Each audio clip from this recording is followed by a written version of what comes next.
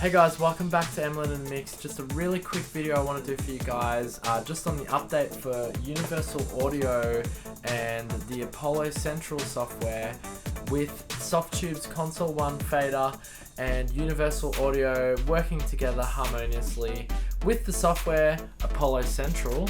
Alright, let's see how well the integration between the Console 1 fader and Universal Audio hardware and software with the Apollo Central actually works. Let's check it out, guys.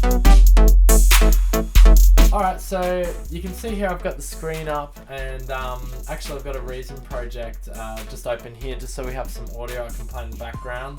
So here what you can see, the setup with the Fader 1 is actually just from my Reason project, which I created for one of my earlier Fader 1 videos that we did on YouTube.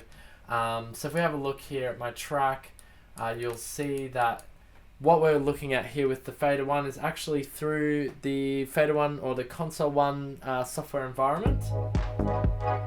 So that's all happening through there at the moment, going through this, I guess you could call it like a software and hardware mix, or I'm going to say integration. I think integration works fine.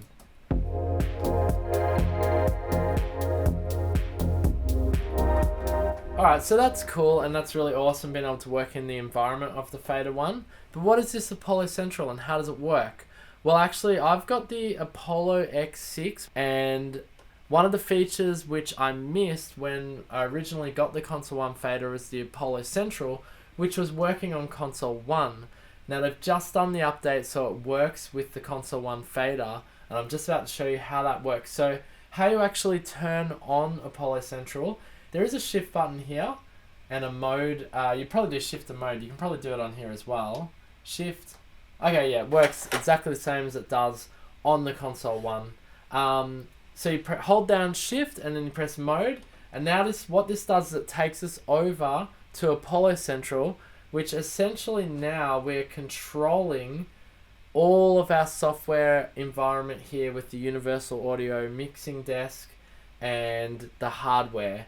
So for example, if I play back the tune, I'll just give you a really quick example of how useful even just this one feature of being able to control the master volume, which I'm about to show you, is just so handy. So I press play here.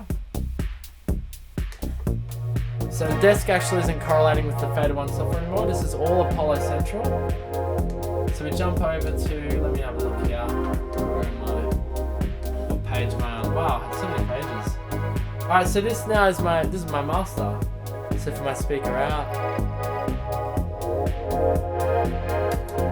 I just realized that got totally defeated with this video, that demonstration there, because the audio is actually getting fed through a send into the camera.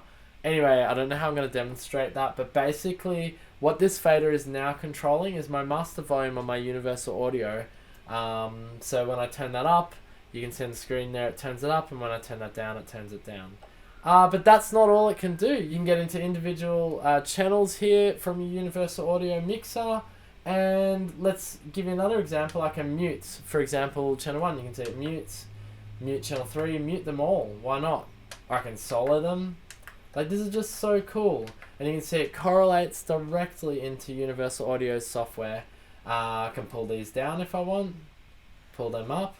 Now this would be really cool for a mixing session, you know, especially with a vocalist or some session musicians who, you know, you're recording live, and just being able to do that on the fly. Being able to mix like that is just fantastic. One thing that I'm not sure about though, is if you have a look here, you can see on my screen here, you can see some of the mixing channels are down, but they're not showing here on my actual Fader 1 console, or the Console 1 fader, sorry. So what you can do, actually, what I've noticed, what happens if you select the channel, then it will now show me where that's at. So you can see when I select it, that's showing it up there and throwing it into place where it is on the actual Apollo software, like that. Now obviously on the software I'm seeing a lot more channels than 10 here, so to go across you just hit page select, and you can actually do that on the Console 1 fader as well. Pages select up and down like that.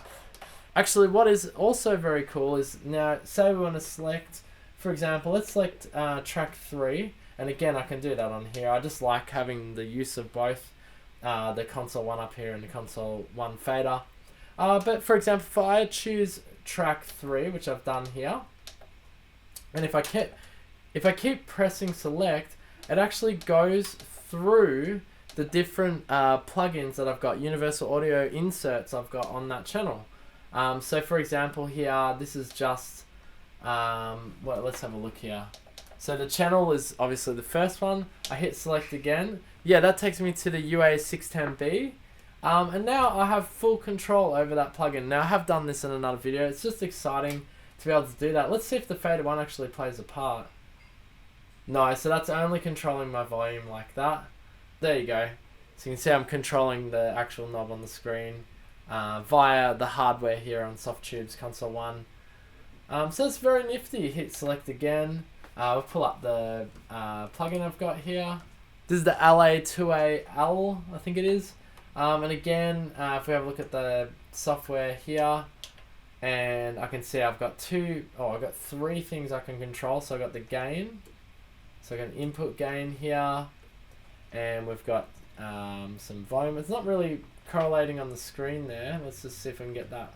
Anyway, I mean, look, it does give you the ability to be able to mess around with the plugins, all hands-on, without having to reach for a mouse. I thought it was kind of cool. That's Apollo Central for you guys. Just wanted to show you really quickly on Emlyn Mix, and loving the console 1 fader. It's been a really awesome addition to the studio. Tell me what you guys think of it. If any of you out there got one, or you're ordering one, or if you have any more questions about it, please feel free to leave a comment in the comment section below. Lastly, before I go guys, there's only 1 day left for my competition prize, which is Cyber Protocol game for Nintendo Switch. We're giving away in 2 days. Got 5 copies. Be sure to enter. I'll put a link in the giveaway section below, and make sure to subscribe to the channel, like the video, leave a comment in the comment section below if you feel to do so. Until next time guys, peace out. Boom.